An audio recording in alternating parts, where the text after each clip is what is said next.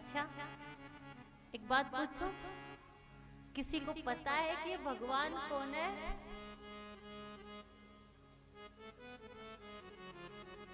परमात्मा क्या है, भगवान क्या है, पता है किसी को? चलो इस प्रश्न को यही छोड़ के एक प्रश्न और पूछती हूँ, भगवान से मिलना किसको है? हाथ उठाना, बोलना पड़ेगा। अब जिससे मिलना है उसका कुछ अता पता तो हो। एक कथा में हमने भगवान को माना है, उसके बाद उसकी कथा को सुना है, उसके बाद उसको जाना है। और आइए चतुर्थ वर्ष 3 बार आप कथा श्रवण पान कर चुके हो। आइए इस कथा के माध्यम से हम भगवान का कैसे हो सकते हैं, हम सब भगवान के हो कैसे सकते हैं, ये जानेंगे। लेकिन उसको जानने से पहले, उसके होने से पहले उसको जानना है। और जानने के लिए ये आपको पता होना आवश्यक है कि भगवान कौन है, क्या है। बस हरि की ये कथा, अब की बार हरि की ये चर्चा आपको भगवान का होना, भगवान का कर दे, आपको भगवान का होना आ जाए तो हमारा भी आपको कथा सुनाना सार्थक हो जाए। बोलना पड़ेगा। हर वर्ष ये भागवत कथा आप कितनी तैयारी करते हो, कितनी खुशी होती है आपको। कथा संपूर्ण होती है तो अगले वर्ष की तैयारी में लग जाते हो कि कब फरवरी का महीना आएगा। ये भागवत केवल आपको यही कहना चाहती है कि जो परमात्मा ने जिम्मेवारी आपको दी है उससे भागिए मत। जिसने अपने कर्म को, अपने धर्म को, अपने जिम्मेवारी को सत्यता से निभाया है, भगवान उसके हो गए। ये भागवत आपको जीना सिखाती है, ये भागवत आपको मरना सिखाती है, ये भागवत आपको ये ज्ञान देती है कि भक्त कौन है। आप जो जीवन जी रहे हैं वो जीवन कैसा है और आपको कैसा जीवन जीना है।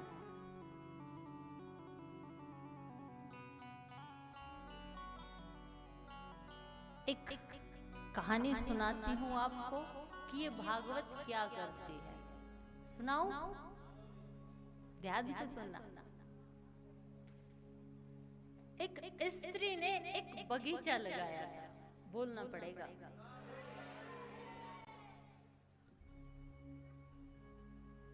वो उस बगीचे का ध्यान अपनी जान से भी ज्यादा करते थे।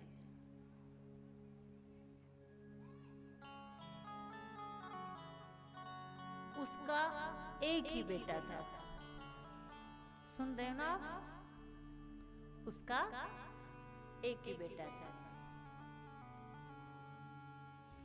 एक बार वो बीमार हो गई और उसकी हालत इतनी बुरी हो गई कि वो चारपाई से उठ नहीं सकती थी। लेकिन उसे अपनी जान की चिंता नहीं थी, अपने तन की परवाह नहीं थी, अपनी परवाह नहीं थी। उसको परवाह थी तो अपने बगीचे की।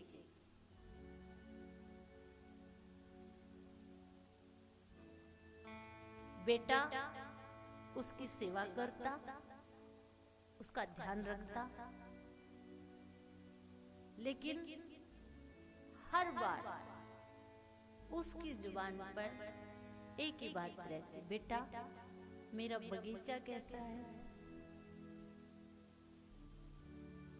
मेरे पेड़ पौधे कैसे हैं।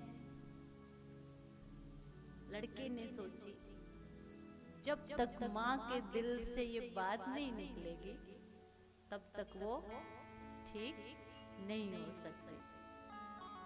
तो एक दिन बेटे ने कहा, माँ तू बगीचे की चिंता मत कर,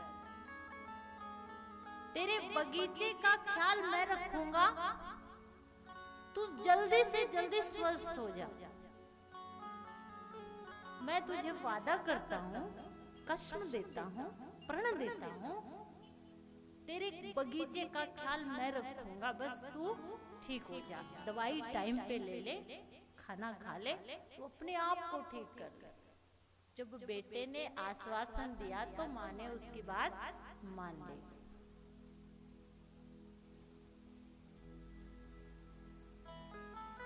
अब माँ जल्दी जल्दी ठीक हो गई और जैसे ही ठीक होकर बगीचे में गई और बगीचे में जाके देखा तो सारे पौधे मुरझा गए थे। क्या बोलना पड़ेगा? माँ ने बेटे से कहा, अरे पुत्र, तू तो कहता था कि मैं बगीचे का ध्यान रखूंगा, अरे मेरे बगीचे का बुरा हाल हो गया। तो बेटा कहता है, माँ मैंने दिन रात मेहनत की है, ध्यान से सुनो, मैंने एक एक पौधे को चूमा है, प्रेम किया है, एक एक पौधे का मैंने जाकर हालचाल पूछा है, एक एक पौधे की पत्ती को मैंने पानी दिया है, मैंने अथाह मेहनत की है, लेकिन पता नहीं ये बगीचा क्यों सूख गया। मैं भी चिंतित हूँ, लेकिन एक अच्छी बात है माँ, अब तू ठीक हो गई, अब तू इसको संभाल। पहली बात, जब तक स्त्री के मन में बगीचे की चिंता रहती तब तक वो ठीक नहीं हो सकते थे। चिंतन करो मिले बिहारी, चिंता करो मिले बीमारी, मानो तो मौज है वरना समस्या रोज है।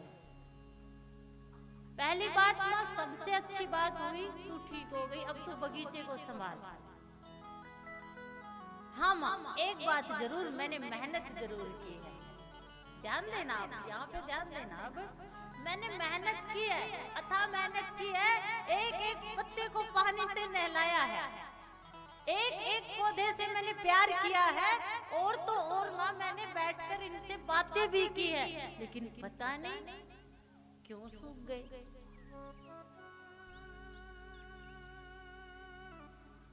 माँ ने कहा, बेटा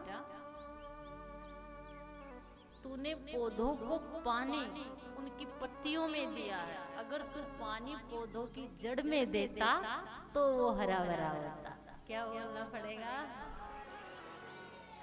जोर से बोलना पड़ेगा। कथाएं भी होती हैं, कथाएं भी सुनते हैं, आप जो कहते हो वो भी मानते हैं, लेकिन दिमाग ने मानी है, दिल ने मानी है, जड़ हमारी नाभि में है। बोलना पड़ेगा वाला। रात को सोते समय ध्यान देना, कुछ देर दिमाग में बातें चलेंगी, उसके बाद जो दिल में हो वो याद आएगा, लेकिन संपूर्ण नींद जब आपको आएगी आप नाभि पे स्थित हो जाओगे। परमात्मा और जो नाभि में स्थित होते हैं उन्हीं के जीवन में शांति होती है, और जिनके जीवन में शांति होती है वास्तव में वही उसी की जिंदगी होती है। अब आप देख लेना, यहाँ से अपने आप को सींचते हो, यहाँ से कथा को सुनते हो, यहाँ से सुनते हो, या जहाँ वो परमात्मा स्थित है तो वहां पर स्थित होते हो। तो परमात्मा कोई पुरुष नहीं है, शक्ति नहीं है, परमात्मा तो समग्र भाव है। परमात्मा हम सब पूरी सृष्टि में संयुक्त है।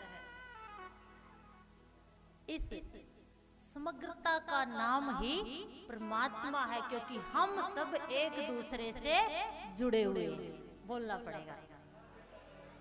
आपकी इच्छा होती है हर वर्ष साध्वी जी आए कथा सुनाने, क्या बोलना पड़ेगा? अब देखिए, व्यासपीठ लगाई गई है। अगर कथा कहने वाला ना हो, बैठने वाले हो केवल, तो भी काम बात नहीं बन सकती। और कथा कहने वाला हो और कोई सुनने वाला ना हो, तो भी बात। इसलिए कहाँ भागोगे, कहाँ जाओगे? जो संसार को छोड़कर जंगलों में चले गए, पुनः कहती हूँ, इस समग्रता का नाम ही परमात्मा है। हम एक दूसरे से जुड़े हुए हैं। चांद तारे जुड़े हुए हैं, गगन धरती जुड़े हुए हैं, सूर्य चंद्रमा जुड़े हुए हैं, सूरज धरती से जुड़ा है, धरती से हवा जुड़ी है, हवा हमसे जुड़ी है। हम अपनी सांस के माध्यम से जो कार्बन डाइऑक्साइड छोड़ते हैं, आजकल कहते हैं ना, सभी कहते हैं पेड़ है तो जीवन है, वृक्ष लगाओ। लेकिन वृक्ष जो ऑक्सीजन छोड़ते हैं वो हमारे काम आती है, और हम जो कार्बन डाइऑक्साइड छोड़ते हैं वो वृक्षों का भोजन है। इसलिए वृक्ष हमसे जीते हैं और हम वृक्षों से जीते हैं। हम एक दूसरे से जुड़े हुए हैं। आप जिस स्थान पर बैठे हो, जिस गौशाला में बैठे हो, यहाँ एक अलग ही शांति मिलती है। वृक्ष के पास जाओगे, आपको हरे भरे वृक्ष के पास शांति मिलती है। क्यों? क्योंकि उसमें संपूर्ण मात्रा में वो ऑक्सीजन छोड़ते हैं। गाय माँ सबसे ज्यादा ऑक्सीजन छोड़ती है। इसलिए इसकी सेवा करके आपकी मनोकामनाएं पूर्ण होती हैं, और आपकी सेवा से इनका लालन पालन होता है। इसलिए पुनः कहती हूँ, हम सब एक दूसरे से जुड़े हुए हैं। आपने आज कोई फल खाया है, ध्यान से सुनिएगा, कोई फल खाया है, कोई फल खाइए, कोई भोजन करिए, कोई कुछ भी खाइए, लेकिन उसको एक दिन मिट्टी हो जाना है। शाम को खाया, सुबह आई बात समझ में? हम मिट्टी खाते हैं। एक मिनट सोचिए, जो बात मैं आपको कह रही हूँ, आप चाहे फल खाइए, चाहे रोटी खाइए, चाहे कुछ भी खाइए, शाम को खाओगे तो सुबह वो मिट्टी हो जाएगा। मरने के बाद जब इंसान को दबाया जाता है तो उसका शरीर मिट्टी हो जाता है। उसी मिट्टी में वृक्ष पैदा होते हैं, उन्हीं वृक्षों के फल लगते हैं, और उन्हीं फलों को हम खाते हैं। हम मिट्टी खाते हैं, हम मिट्टी हैं, हम मिट्टी से पैदा हुए और एक दिन मिट्टी में ही मिल जाते हैं। इसलिए हम सब एक दूसरे से जुड़े हुए, ये जुड़ना ही परमात्मा है, ये हमारा मिलना ही परमात्मा है। यहाँ हर कोई एक दूसरे से जुड़ा हुआ है। कोई महात्मा बुद्ध भी अगर वो घर बार छोड़कर जंगल में गए, वो कहे कि हम अकेले हैं, तो कोई अकेला नहीं हो सकता। क्यों? वहां पर भी वृक्ष थे, वहां पर भी खाने के लिए उनको फल चाहिए थे, उनको सूरज देख रहा था, चंद्रमा देख रहा था। इसलिए परमात्मा कोई पुरुष नहीं है, परमात्मा कोई शक्ति नहीं है, परमात्मा तो इस संसार को जो संयुक्त, इस संयुक्तता का नाम ही परमात्मा है। क्या बोलना पड़ेगा? जोर से बोलना पड़ेगा।